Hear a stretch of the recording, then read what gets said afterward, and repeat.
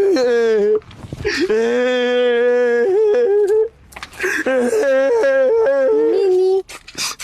Jamaa ananipiga kwa nini? Nani amekupinga? Sio jamaa anaitwa Mariko ananipigia nini juali? Anakupinga, hebu nikupangunze. Nini nani huyo amekuchapa? Nilikuwa huko kwao, sasa walikuwa naeka mdidi, walikuwa wanataka kupika lunch.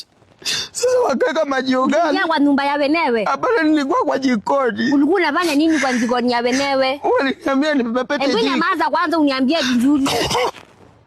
Nilikuwa napepeta. Na kwani wamekunonga? Hapana. Kwa nini unakohoa? Amenislap mdomo. Walikuwa wananini wakaniambia nipepete jiko. Sasa mimi nikaona hiyo maji ugali ilikuwa kidogo nikaongeza.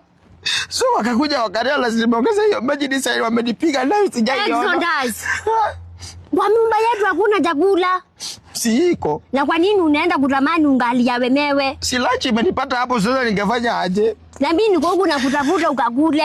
Sasa ni vizuri kupika mtu jampongeza maji ugali shwali. Kwa nini wewe unaenda kushika masufuria ya wenyewe? Wako wapi? Wako kwao.